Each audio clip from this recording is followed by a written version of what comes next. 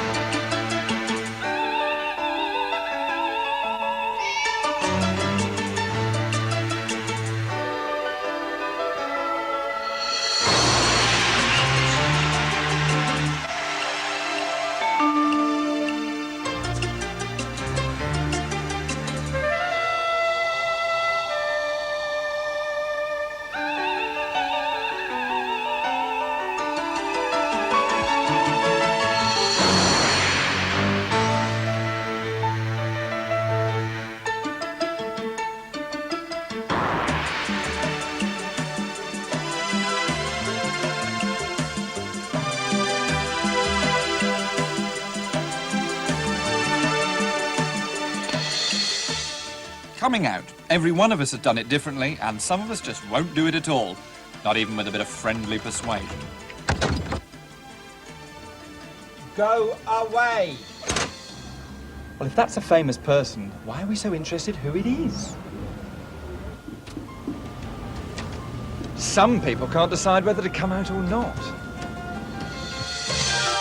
And some of us come bursting out like divas in an opera, and find that it can all be just a bit of an anticlimax. And I've even heard of some who wish they could go back in. Mentioning no names, of course. Kenny. The thing about coming out is that we all think of it as something you have to do for yourself. It doesn't matter if you're a rich old queen in Gloucestershire who gets someone in to dust the Shirley Bassey pictures, or even a dyke in Clover who has someone round to set the video for Prisoner Cell Block H. Coming out to your parents or the neighbours was still something you had to do yourself. Or not. Although I don't mean to imply that we aren't all used to the tabloids dragging people out. We're constantly dogged, and I use that word advisedly, by the sleazy rumour-mongering of the desperate hacks and their exposés. In only the last couple of weeks, the Daily Mirror asked Prince Edward if perhaps he was actually a queen, and then the Sun suggested that while John Travolta may dance with girls, he thrills to boys. It's slightly odd that in amongst all that there were only whisperings about Greta Garbo, whose great love seemed to be that well-known family man, Cecil Beaton. Well, in America, things have recently taken a new turn. The verb outing, as in to out someone, has entered the language. Over the past year, more and more famous and powerful people have been named as gay by gay journalists and writers. The Americans have concentrated on people in power. And on this programme 10 weeks ago, we speculated about members of the British government who were gay, but as they say in cricket, not out. I didn't ever judge that it would be possible for a Conservative Member of Parliament to do what Chris Smith did and to say openly and in a way that the tabloid newspapers could use as a headline that he or she was gay. I thought that would probably be the kiss of death for a Conservative Member of Parliament. I'm not quite sure whether that's right, and I half think that I would like to have tested it, and I half think that I was right not to. I've never made up my mind. There's nothing contradictory about being gay and being active in the Conservative Party, because there are some very obvious active gays in the Conservative Party. I think it would be very difficult to get promotion beyond a certain level, but after all, he's got to be leader of the House. And he's not going to sue us for that. That was Andrew Roth, who writes the authoritative profiles of members of Parliament. He was the man who made David Alton almost as angry by calling him bisexual as Alton has made the rest of us by opposing abortion. The question is, should Out on Tuesday have named that politician? One of the first people to start this process of outing in America was the author of the Tales of the City books, Armistead Maupin, once a close friend of Rock Hudson's. In his latest novel, Sure of You, he paints a thinly disguised caricature of a top fashion designer who makes an arranged marriage to straighten his image in the AIDS era. Now, as your brains tick over trying to work out who that could be, ponder the thought that British libel laws prevent me from telling you. But I am wearing his socks. The general public would be utterly amazed to find out how many of their heroes, how many sports figures, how many major movie stars are gay. But it's still, on a personal level, it must be quite a difficult thing to do, to come out of the closet. I mean, heterosexuals, we never have to sort of go in an office and say, oh, by the way, I'm straight. You know, Yeah, and presumably it's quite hard, the decisions to make, and it affects a lot of people around you, your family. I mean, do you think perhaps not that you should respect the privacy of some people and say, OK, you're gay, you don't want to tell people, why should you? Yeah, well, I mean, that assumes that there's something wrong with being gay, and I really don't believe that, and I don't think you do either, really. And there are a lot of people that, out there who are giving the impression that there is something wrong about it by being so utterly secretive about it, and I think that's going to have to change before people change their opinions about homosexuality.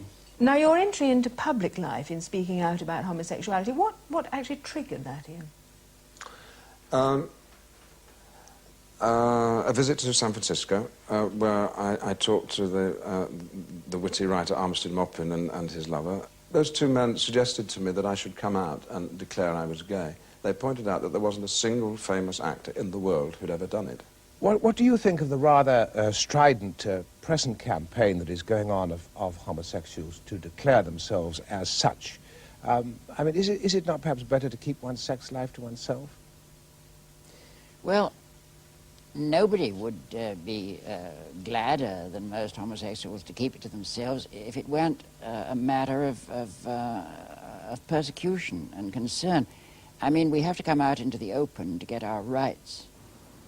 Well, we all think coming out's a good thing, but could this forcible outing of people start up over here? Of course, you can never be outed against your will by gay or straight journalists if you're out already. But should we be outing people? Who would we out if we could? That's the discussion we're going to have tonight.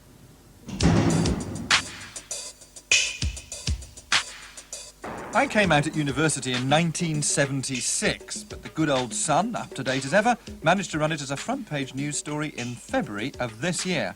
Well done, the Sun. Carry on like that and you'll soon find out the poor laws have been repealed. Joining me to talk all this over are Linda Bellos. The papers love to call her the loony, lesbian, Labour Lambeth leader.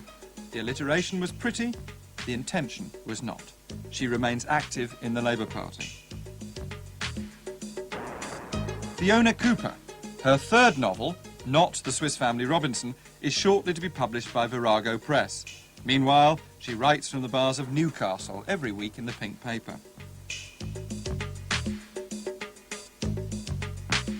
Rock journalist John Gill came out at 17 in South London.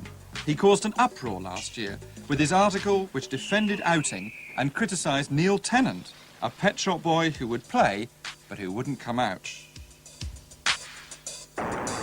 Chris Smith, MP for Islington South since 1983, came out 2 years later on the spur of the moment at a gay rally, and he was rewarded with a 23% increase in his majority at the next election. Lois Weaver starred in the controversial lesbian film She Must Be Seeing Things. She is an actress, author and director, born in the deep south of the USA, but working in the theatre company Split Britches in New York. Jackie Stacey is a lesbian academic. She's the one with the qualifications. She teaches film studies at the sociology department at Lancaster University and, lucky her, writes on lesbian fantasies about film stars.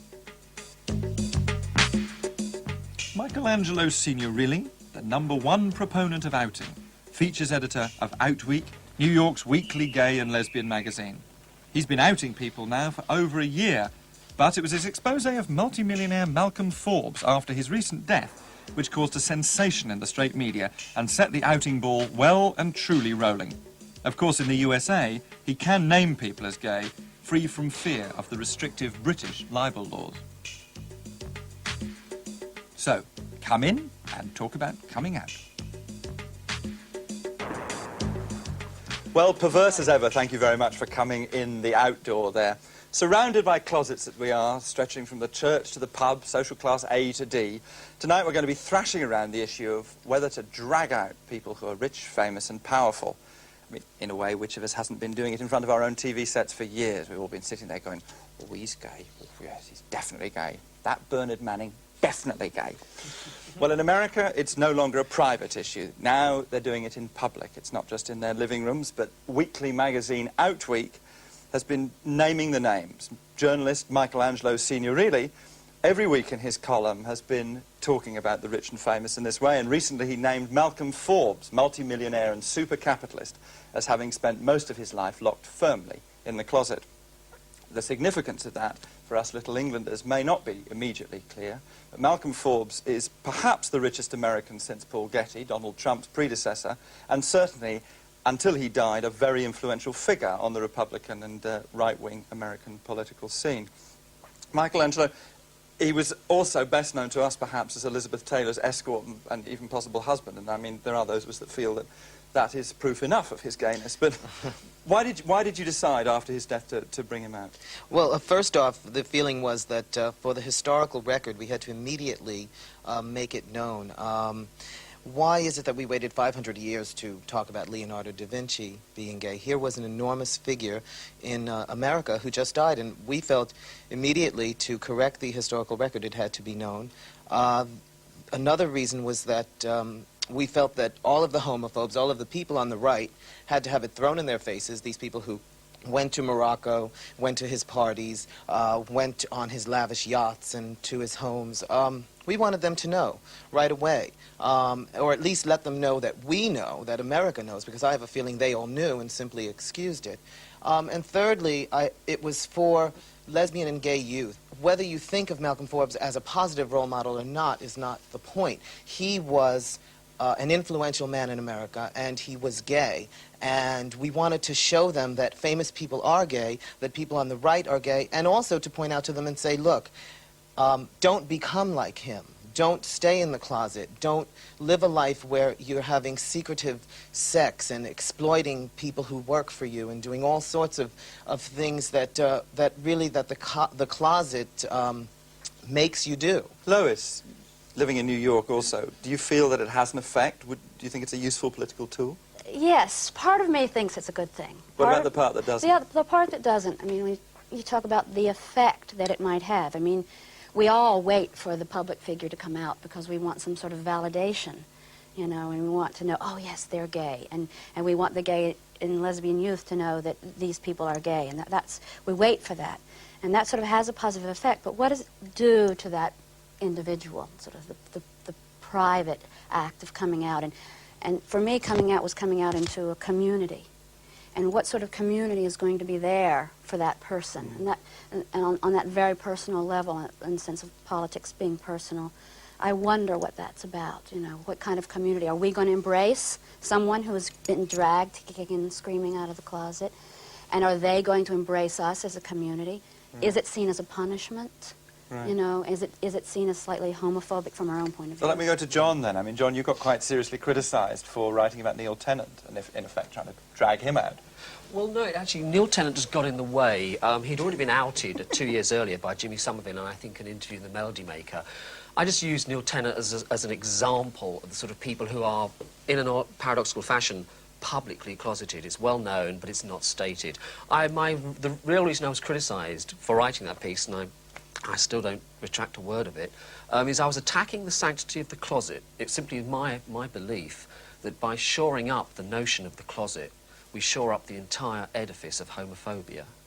We validate the rights of people to beat us up, take us to court, take our children away, take our jobs away, take our lives away sometimes. And I just think that, well, in a sense, I think we should all come out. Well, Chris, you're the only out MP in Britain.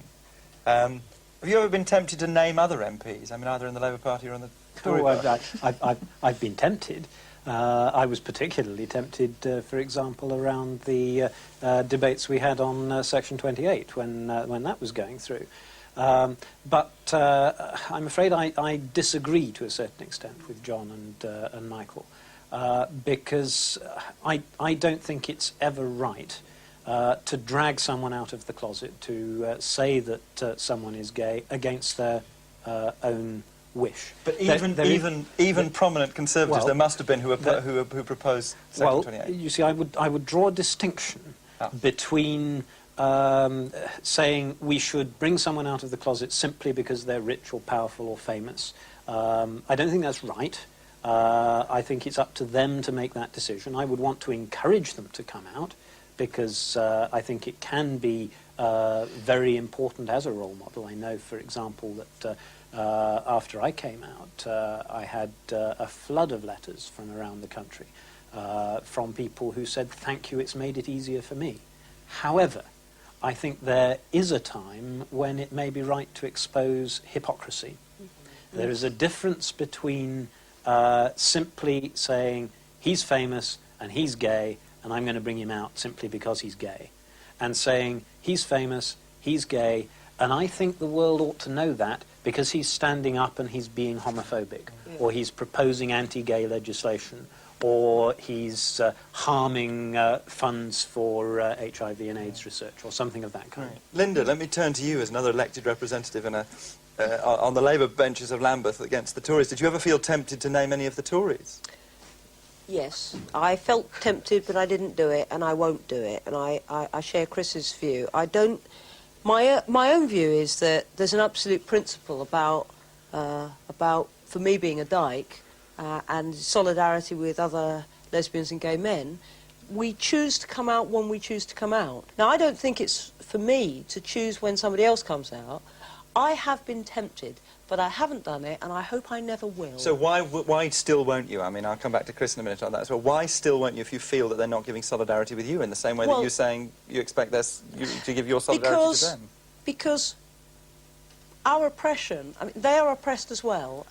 In a sense, they're even more oppressed than I am. I may be getting the crap from the press, we may be, but they're even more oppressed. It's actually more painful being in the closet than it is outside. Fiona, let me just ask you, I don't want to put Linda on the spot, but did you find having someone like Linda as a role model, as if you like, a woman in some kind of position of power, was that important to you as a lesbian? Well, I wouldn't say Linda was a role model for me, although I have great admiration for her. Thank you. I was trying to avoid putting you into that situation. No, I mean, I've found always my role models have been strong, powerful women, from the She-Hulk to Grandma Clampett to Martina Navratilova, women who are very good at what they do, whatever it is. I don't mean stars necessarily, but women who are very good and who don't, you know, who as women are strong. And if they come out as lesbian, then I just feel absolutely, this is wonderful, really, really fabulous. I think the issue of forcing people to come out, I mean, I chose when I came out at work, I chose when I came out to my parents, I chose when I came out to my sister. People had been saying to me for years, you should. Well, I don't think anybody should tell anyone else what they should do. But what I do think is the climate where a lesbian mother may lose her children, may have her windows smashed, etc. This is not a climate where you can lay down one rule, you come out now. Jackie, can we just talk about role models here? I mean, how important do you think it is in forming our identity that we're surrounded by a range of role models? Well, I think it is tremendously important to have famous lesbians and famous people come out as lesbian and gay, because obviously part of our oppression is about invisibility, and that's very much a statement about visibility. But I think what's interesting is that coming out is actually claiming an identity that you've been taught to hate. That's why it's a kind of positive thing to do. It's actually trying to reverse the meaning of what it means to be lesbian and gay in this society. And to do that as a famous person is very interesting, because what it's doing is bringing together an aspect of one's identity which is high status, which is how one's become famous as a sports person, as an actor, whatever, with an identity that's very low status, which is obviously being lesbian or gay. Now, it seems to me that to do that as, say, a famous actor, Hollywood star, coming out as lesbian or gay, is to say, I'm prepared to risk that high status identity. I'm prepared to put my lesbian or gay identity forward as more important than you know, my famous high status role in society. And that has to, therefore, it seems to me, be a statement about pride. Coming out is very much about lesbian and gay pride. For me, it was a funny balance. I mean, on the one hand, I wanted to come out because I wanted to put it on the agenda. You know, I was going to go onto a mass program with a huge audience. On the other hand, I don't want to be known as the gay comedian. I mean, I want people to get the sexuality, put it to one side, and then focus on what I'm actually, what my skills really are. And I think that is a double burden, and I think that's a problem, isn't it, Mike? If I can call you Mike at this point.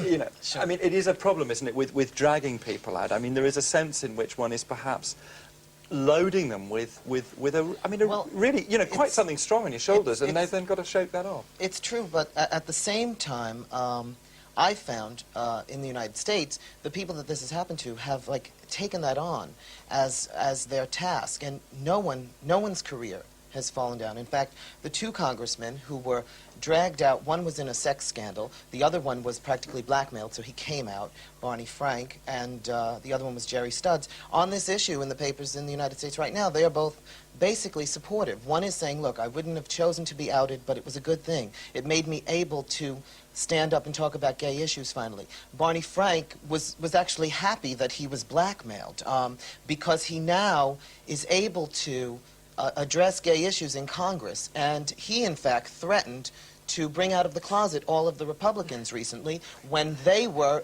gay baiting a Democratic congressman who wasn't gay. They were trying to say he was gay, and Barney Frank was saying, look, he's not gay, but if you Republicans don't stop it, I'm going to bring you all out of the closet. There have also been, there's been Sandra Bernhard has come out and is still getting movie roles. There's been Martina Navratilova, who's still winning tournaments. A gossip columnist who I brought out of the closet now addresses gay issues in his column, in a society column in the New York Daily News, which is an extraordinary thing. So I've seen that they've actually taken it on and sort of seen it on one level as a relief or that kind of thing, and no one's career has been ruined as far as I know. Chris, let me just come back to you then. I mean, the issue, what Michael's arguing there is that it's actually an effective tool. Would it have been effective in relation to Clause 28 to have named senior Tories who were gay? I think probably not, because the Section 28 would have gone through anyway, even if we had during the course of the debates said about one or two of the people who were voting for it, you ought to know better. Do they avoid you? I mean, do these closet MPs actually positively avoid you, Chris, now that you're out? I don't think anyone's positively avoided me at all. The person who has been most robustly and effectively praising of my decision is very clearly and obviously straight, and that was Edwina Currie, much to my surprise. What, that she was straight or that she was encouraging? No, that she was very encouraging. But quite a number of other colleagues have said things to me in private. Don't you just feel frustrated? Don't you just want to say to those people, for goodness sake, come on, get out in the street? Well, there are times when I feel like saying to them themselves in private, me chatting to them, look, there's nothing to worry about. It's actually quite good and positive, and you won't have any regrets about doing it. But I would never actually stand up in public and say that in public. I think the thing about you know, whether or not Conservative MPs are exposed as lesbian or gay was rather irrelevant to Clause 28, probably. But I think the question of famous actors was tremendously important to the Stop the Clause campaigns that were going on at the time. You know, actually having famous people who had a lot of credibility, a lot of cultural power, a lot of recognition, a lot of status, actually taking risks and making statements and leading marches and so on, had a tremendous impact on the But it wouldn't have been if we forced them out. Exactly. The key thing was the fact that they came out voluntarily, that they put themselves on the line. That was the significance. And can I say, I think your question, Simon, is a little naive to Chris, in that, after all, Chris can try and persuade them to come out, but I'm sure he'd also try to persuade them not to be Tories. And I certainly do spend quite some time with lesbian and gay closeted Conservative councillors, trying to persuade them from the error of their ways in relation to their political views, which is whole, and clearly their sexuality fits into that. And I'm successful or not successful. I can't force them to change to be socialists, and in the same way, I doubt that I'm going to force them out the closet. But hang on a second. Can I just ask? I mean, but what about closeted Labour politicians? I mean, oh yes, that argument doesn't hold for them. No, it doesn't hold for them. But then I come back to what I said earlier about people's choice, about self-pride, as it were, and I don't think I'm doing them any favours in a sense compounding their oppression. Aren't we being homophobic by condoning their internalized homophobia and saying, oh, well, we can't. I am a gay journalist. In the United States, I have a freedom of speech. I want to write about gay people. I see an enormous contradiction in the media in the United States and in Britain regarding, but more so I think in the United States, regarding issues of privacy. I see people's divorces all over the paper. I see everyone's abortion and everyone's boozing and everyone's everything else all over the paper. But suddenly, when it's a famous gay or lesbian, that is considered so ultimately private, so ultimately horrible. We should never discuss that. That is the epitome of homophobia. No, John, let me go to John, because John seemed to be arguing that in a way in the article. Could I say something? Yes, I agree with Linda. We were all of us once in the closet. It might almost be seen as the larval stage of being lesbian or gay. But it's only a stage. Ideally, we should then move on and come out. Fiona mentioned the thing about women having their children taken away and their windows smashed. Correct. But we're not talking about rampaging through South London council estates and pulling people through letterboxes or whatever. We're talking about privileged Furthermore, people. the sort of people that Michael might out aren't the sort who are ever going to come out. They're never going to be doing us any favours. There's Malcolm Forbes, and frankly, I don't give a I don't know that that's true. about I mean, I'm very semi-famous, even quadri, tiny, little, and I made the decision to come out. But there's no doubt about it. Part of my motivation was to make the decision to come out because I wanted to try and get it onto my terms. But there is no doubt about it. It caused me, and I'm somebody who's been out for a long time, right? It has caused me serious anguish. I mean, many, many tears to be dragged through, albeit the British tabloids. But I think if somebody, if I had been pootling along as a comedian, trying to get my act together and trying to make my career work, and somebody like a gay journalist had done that to me, I think I would have felt the most appalling kind of bitterness and upset and anger about that, because I would have felt that there is an issue of solidarity there, and that actually what it's about is making some kind of personal choice. What solidarity is it when we're talking about celebrities who I don't feel a necessary desire to help them hide when they are basically being used by the establishment to be emblems of heterosexuality, when the famous actor is being put up there as the macho leader who's supposed to be forcing heterosexuality on the public. I feel I have to expose the hypocrisy of that. I have to be able to discuss the fact that this person is gay. Otherwise, if I stay quiet, throughout Malcolm Forbes and Elizabeth Taylor, the media all knew, but they still went to their typewriters after every party and wrote, Malcolm Forbes was there with his lover, his girlfriend, his soon-to-be wife, Elizabeth Taylor. They were lying. This is lying. I'm a journalist. I'm supposed to tell the truth. And I'm also, I found conflict there. If I were to write that, I would feel like I was being homophobic. Bless you for the phrase, I'm a journalist and I'm supposed to be telling the truth. Jackie? I think it raises an interesting question about, why does it give us so much pleasure to claim these famous people, and particularly kind of stars in Hollywood and so on? And I think, it's right, they are, in a way, the icons of sort of romance, heterosexuality, and so on. They are the kind of images that we grew up with that maybe were our role models, in a way, when we were growing up. Society was, presenting us with images of, romance, heterosexuality, and so on, through the media, and particularly through Hollywood. It does give you intense pleasure, as a lesbian or gay man, to find out that, that these icons of heterosexuality are in fact themselves gay, because that, in a way, undermines and exposes the whole process of myth-making that goes on. Lois, seems to me you're the nearest we ever get to Hollywood. And that's me, not so anyway. close. But as somebody who's been involved in film and has at least a contact with that, I mean, what can I just ask you this? What would you have felt? I mean, it's very difficult to put yourself in this position, but how would you have felt about being closeted and the pressures on you? I mean, they are presumably fairly severe, the pressures on you to remain closeted in that kind of environment.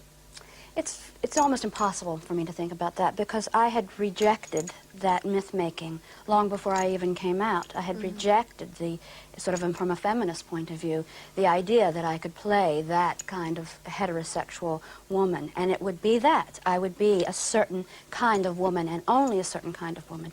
So it's really hard for me to put myself into that position, because I think being out as a lesbian actor has enabled me not only to be an actor, which is what I would have been. I would have been a blonde bimbo, along with a lot of other blonde bimbos in the business. But, you know, as a lesbian artist, I'm now a director and a producer and a writer, and I'm in charge of my own reality. So it's really difficult for me to sort of imagine what it would be like if I had copted to their reality and their myth in the first place. You know, so it's a difficult one for me. Linda's got her hand up. Is it the loo or is it a question? Question. I just want to say that I know what people are saying, but just let me tell you that growing up in Britain as I did in the 50s and 60s, there were not many positive images of black people, let alone black lesbian or gay men. So I just like to have put this conversation in a context that there aren't many. There are still not many black lesbian and gay men who are out, and still fewer. I mean, how many positive images of black people, straight or bent, are there in the media? Okay, so you're saying lots of us are saying we need those role models. We need to have something that we can grow up with in our sights, thus that we can form our identity. Okay, let me put this to you, though. Is it not actually a kind of voyeurism because these people are famous? What is wrong with the neighbourhood role model? Why do we need Elizabeth Taylor? Why do we need Malcolm Fox? Is it not just some deep insecurity that you or I or whoever actually can't cope with our sexuality without having a star that is gay?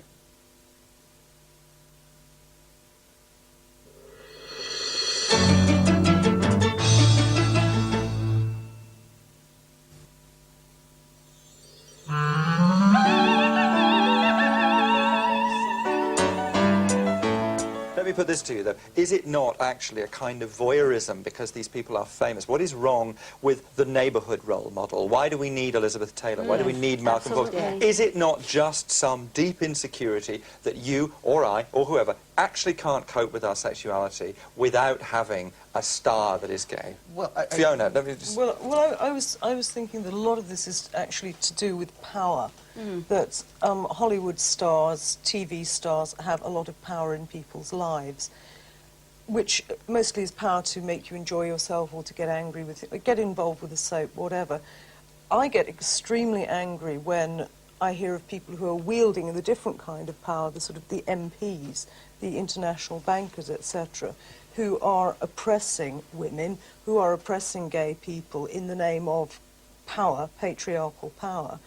And they may be gay. Now that makes me very angry. I still stick on the point of I don't want to force somebody out of the closet. It doesn't feel right. But to... Can we explore that further? What stops the anger transferring itself into that, naming the name? I suppose because it would then I might as well work for the Murdoch press and say gay Renee this and this person that, and force people in a kind of sleazy voyeuristic way to come out, and I don't think that's okay.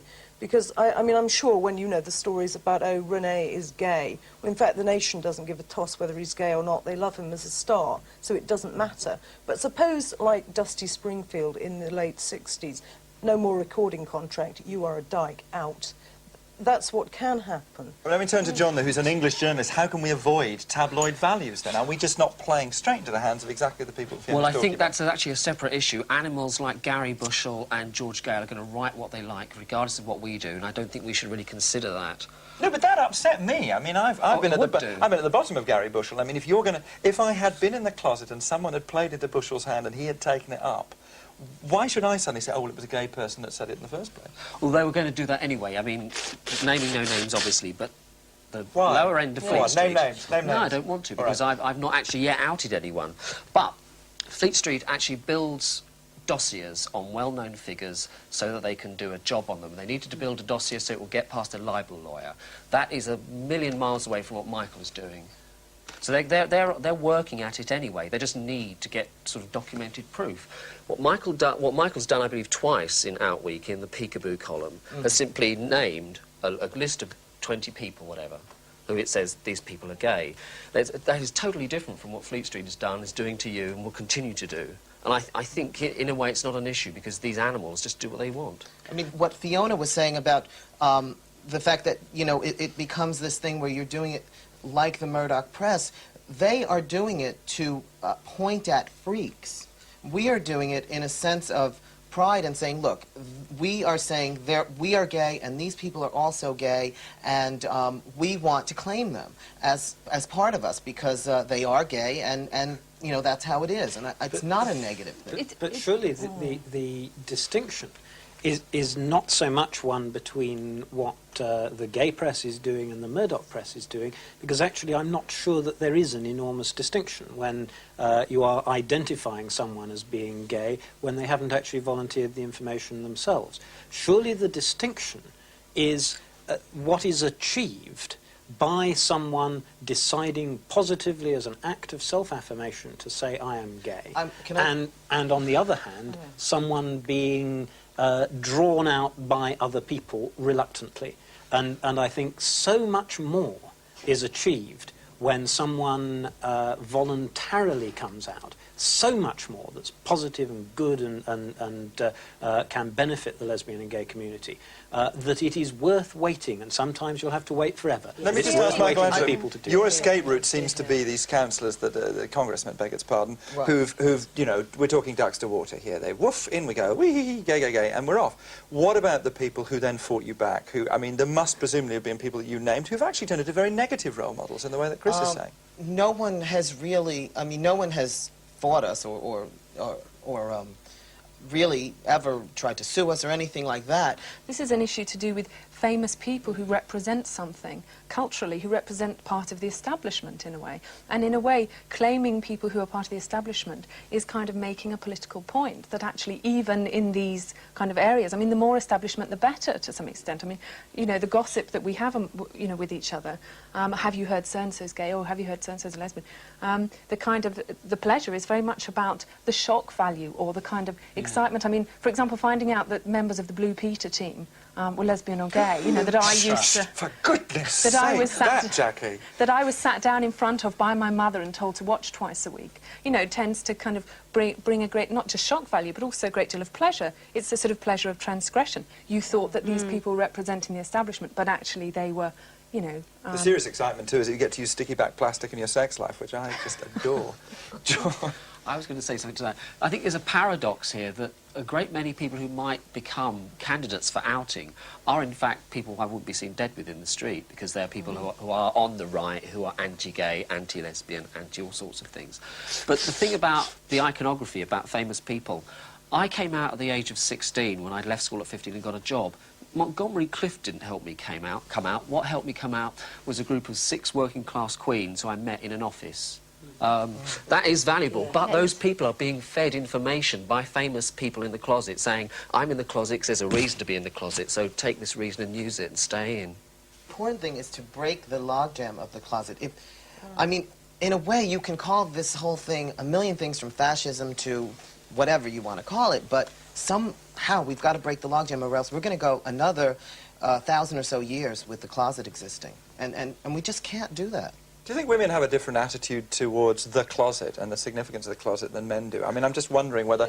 We've got a different relationship to power. Right. Let's talk about that then. Yeah. I mean, there are more famous gay men than there are famous lesbians, and it has a lot to do with the power that men have versus the power that women have. It's not unconnected that lesbians are not well respected because women are not well respected, and certainly independent women, which is what in the main we tend to be, are not respected in a society that only values women in relationship to men.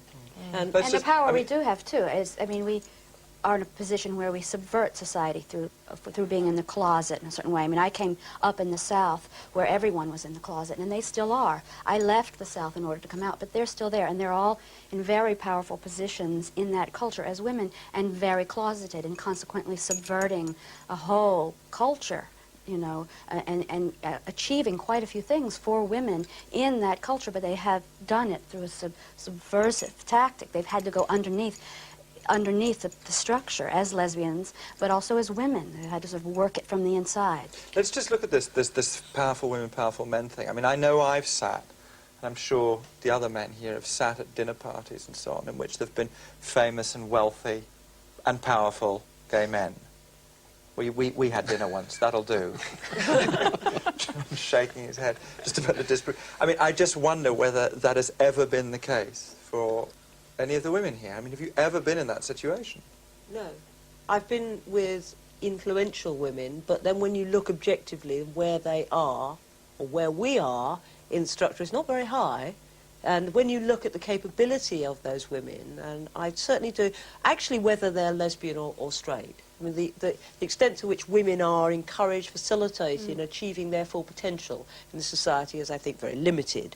And so it's not surprising then that lesbians will not be, I mean, I know lesbians and you know, who run a whole heap of things, and very well, but could do more. And when you then compare with the men, you know, and wonder why is that dodo? You see, what's going through my mind? What's going through my mind is it seems to me that all the male people that we've talked about are men in power, whereas all the women are women in show business.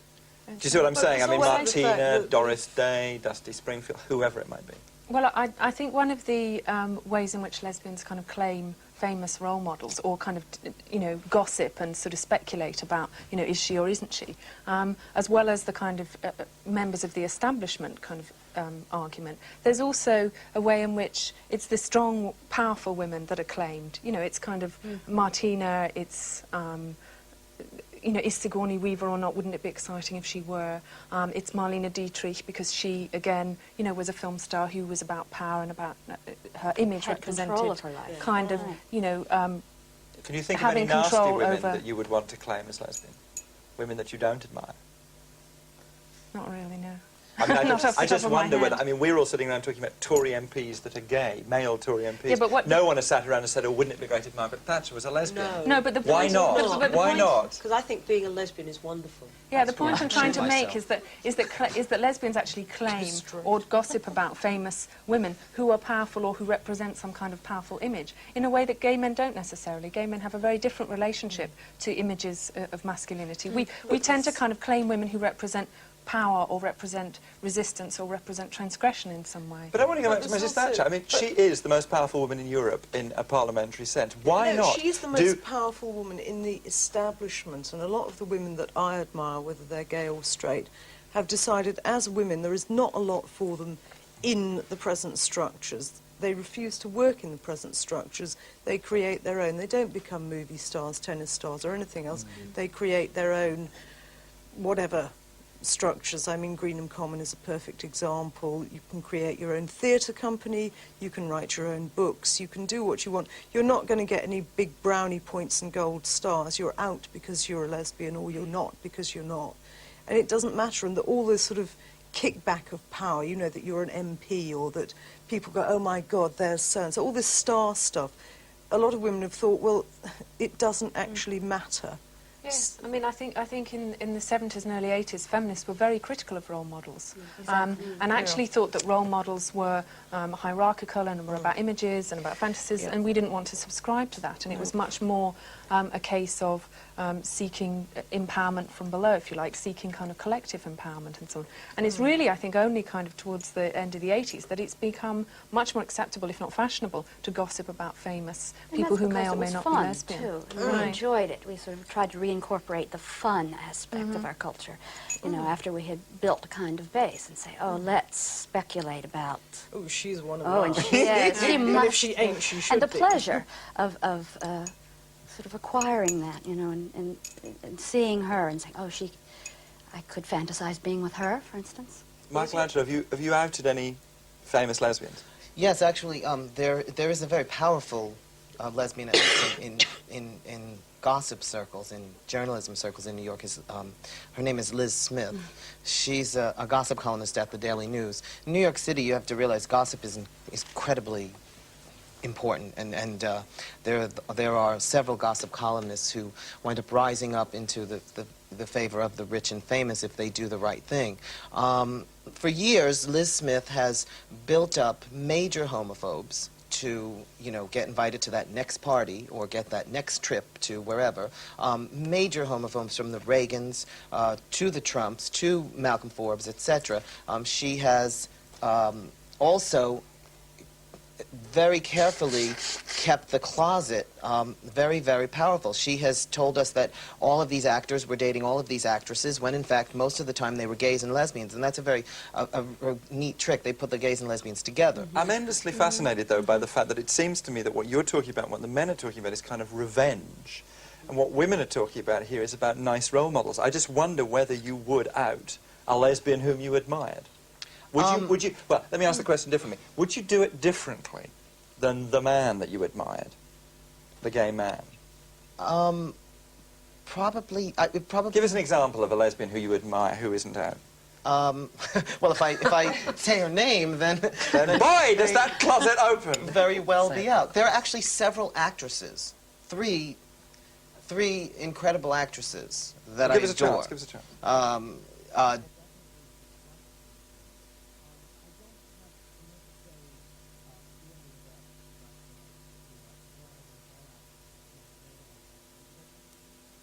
Definitely discussed these women.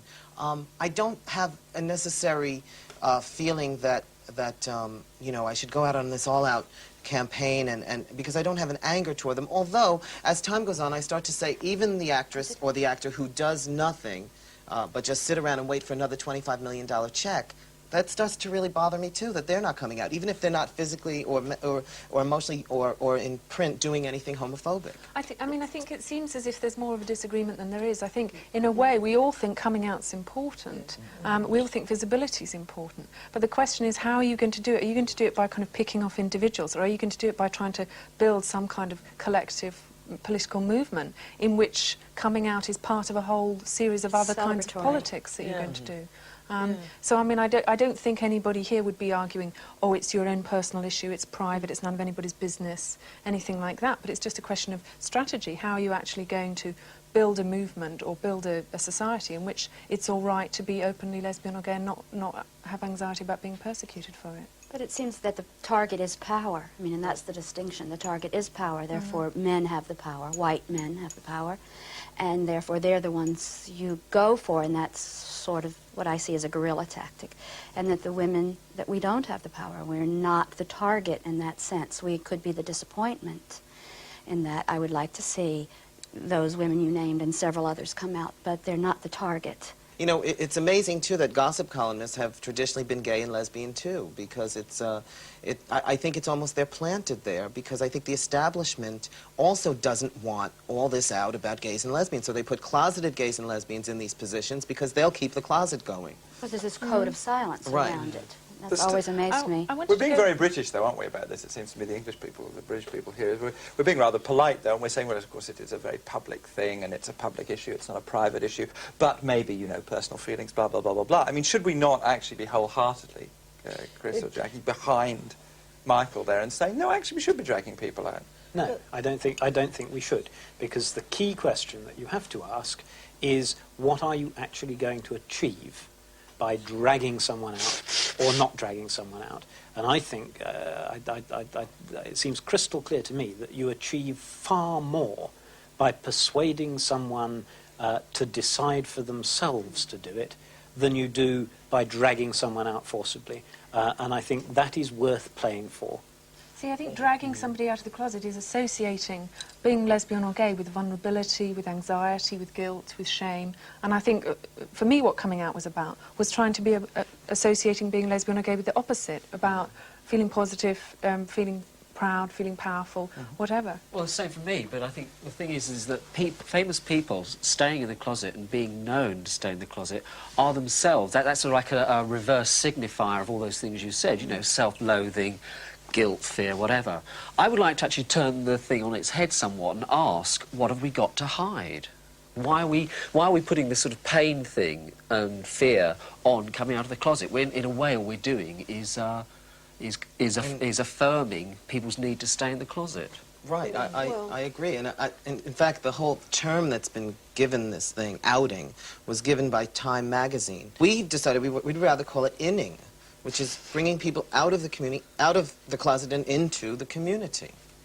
Just as a quick final rounder, it'd be nice to know whether there are people who we would like to be on Michelangelo's list sometime in the near future. Living or dead? Living or dead. I don't think it matters after Malcolm Forbes. Positive or negative? I think that's your choice. I think that's your choice. Chris, who would you like to see on Michelangelo's list? Oh, dear me. How about half the Conservative cabinet? Jackie? Well, I think Sigourney would be a great triumph. Sigourney Weaver? As we said. Wow, Fiona. I would have loved to have claimed Elsie Turner when she was alive. Michelangelo, is there somebody on your list that you would love to be there? No. I have enough people who are. What about Tom Cruise? There's lots of rumours about that, which I'm certainly looking forward to. Yeah, that's a rumour I'd like to see confirmed. That sounds good. That sounds good. Linda?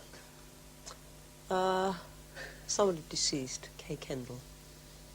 Lois. Remember her? Yeah. Yes? Yeah. Lois. Well, we all sort of know about Sharon Glass, but I'd like to say Tyne Daly. Yeah. You want Cagney and Lacey? Yes, I do. The one. I have to say, personally, Daniel J. Travanti, but politically, I'd like to see Miles Davis, Cecil Taylor and Sun Ra to come out to give an image of solidarity and strength to young people, especially to young black people as well. Well, I must confess, I think for me it would be Tom Cruise, Matt Dillon and large amounts of shaving foam. Thank you all very much indeed. Good night.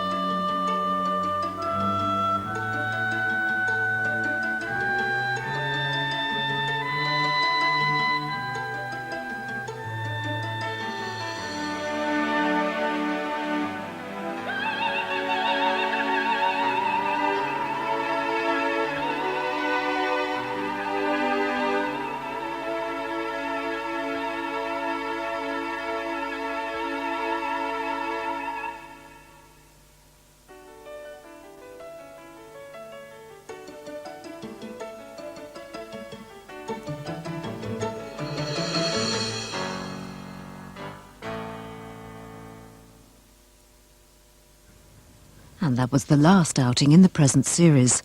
For a copy of Channel 4's Guide to the Legal Rights of Lesbians and Gay Men in Europe, please send a cheque or postal order for £2.50 payable to Channel 4 to Out in Europe, P.O. Box 4000, London W3 6XJ or Glasgow G12 9JQ.